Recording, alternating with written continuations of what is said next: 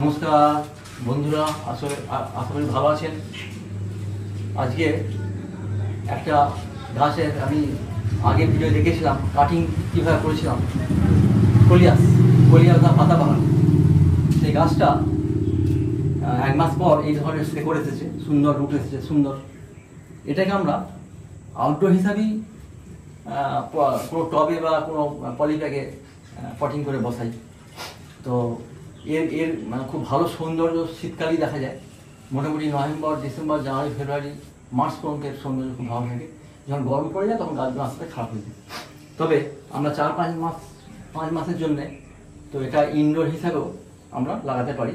তবে ইনডোরে যেখানে বারান্দা আছে, বারান্দায় রোদ আসে মাঝে 1-2 ঘন্টা রোদ আসে, সেই জায়গাতে লাগাতে হবে এটা, তাহলে রঙটা ভালো থাকবে। তো এর প্রতিস্থাপন করার জন্যে এই মাটিতে আমরা দেবো না, এটার জন্য একটা স্পেশাল সয়েল বেস তৈরি করতে হবে। তার জন্য আমি 4 রকমের জিনিস মিশিয়ে নিচ্ছি।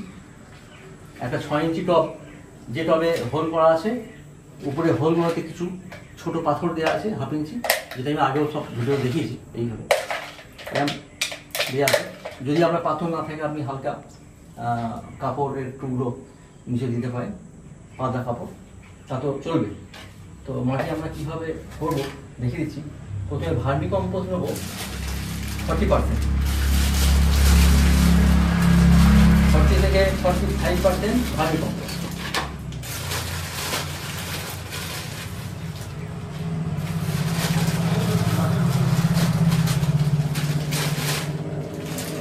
মোটামুটি আমি একটা টবের মতো মেশাচ্ছি, 6 ইঞ্চি টবে যতটা লাগে।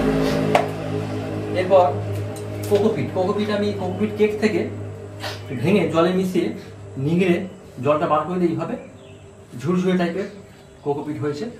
এটাকে আমি মিক্সিং করার জন্যে 20 থেকে 25% দিচ্ছি। আর এর সাথে স্যান্ড দেবো, যেটা আমরা বাড়ি তৈরি করি, ইট বালি যে বাড়ি তৈরি করি, সেই স্যান্ড 15% দেবো।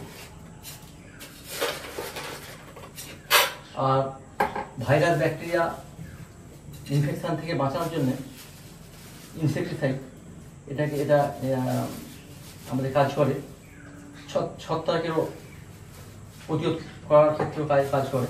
এটা আমি 10 থেকে 15%, অর্থাৎ 10 থেকে 15% মিশিয়ে দিলাম। ভালো করে এটাকে মিশিয়ে দিলাম। এই যে মাটিটা হলো 6 ইঞ্চি মাটির মতো হলো মোটামুটি। পার্সেন্টেজে 2-5% কম বেশি হলে কোনো প্রবলেম নেই, কোনো টেনশন নেই। তাতে গাছের কোনো ক্ষতি হবে না, গাছের গ্রোথ ঠিক থাকবে।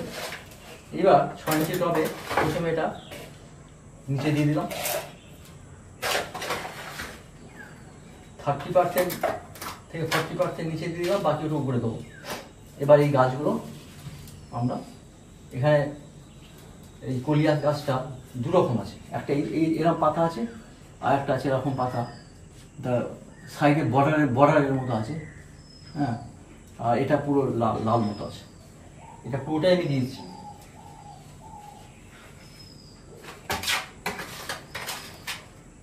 তারপর সাইড থেকে ধীরে ধীরে ওই মিক্সিং সয়েলটা দিতে থাকুন। দেওয়ার পর একটু হাতে চাপ দিয়ে একটু টাইট করে বসিয়ে থাকুন।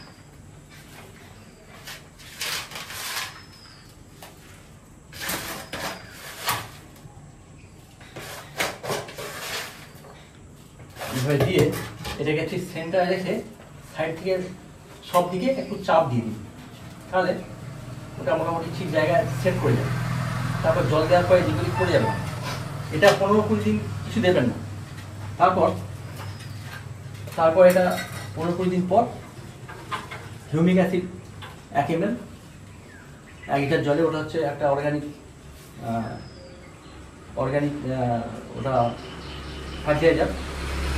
এটা গাছকে শক্ত করে, গাছের গ্রোথ ঠিক রাখে, গাছকে সঠিকভাবে বাড়তে দেয়। তো 1 গ্রাম 1 লিটার জলে গুলে স্প্রে করুন কিছুটা, আর বাকি 1 কাপ জল চারিদিকে দিয়ে দিন। আর 1 মাস পর নিম অয়েল স্প্রে করবেন। ইনডোর প্ল্যান্টের ক্ষেত্রে নিম অয়েল ফাঙ্গাসটা প্রতিরোধ করবে, গাছের পাতার কালার ঠিক রাখবে, গাছের গ্রোথ ঠিক রাখবে, একটা আলাদা সৌন্দর্য দেবে।